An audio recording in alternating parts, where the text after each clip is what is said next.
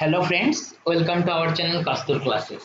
And in this particular video, I will be discussing how you can traverse in a file. Okay, suppose I have one file with the name check. Okay, first line is hello world, welcome to Kastur Classes. Second line is this is Python programming class. Third line is today we will learn how to traverse in a file. And fourth line is so let's start. Okay, so now how to read these lines in Python using looping statement we will be checking. So in my previous video I have discussed several things like how to read a file, how to write in a new file, how to append or add some new lines in an already existing file, how to use read and read lines in file handling in Python, right? So I will be basically copying the same code to open the file. So just I will be making here one new let me just take it at the end. Yep, now I'll be pasting here, and then this one we are using for reading, right? So we will keep R. Okay, and what is our file name? I have told you check. Okay, so if I run, now we have opened the file.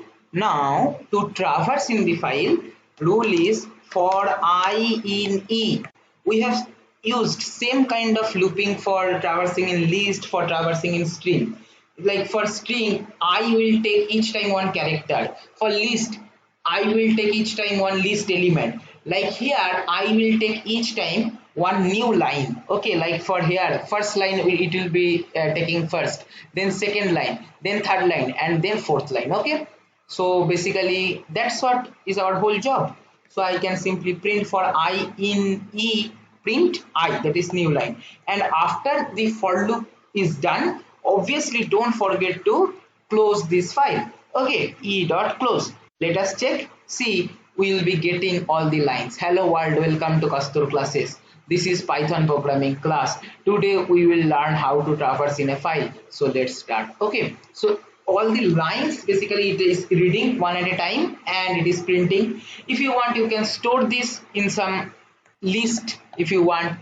So instead of printing l dot append, you can write. Okay, and if you run, see you will be getting some error for I in E dot close. Okay, so we have closed this, so again we have to open. Sorry, I have to run this particular line again, and then I can run this, and in the L list, which will be basically string elements will be stored. Okay, in the L list our string elements, that is each line, individual line will be stored. Now if you want, you can process something in this list and then again write in a new file. Like that, file processing can be done.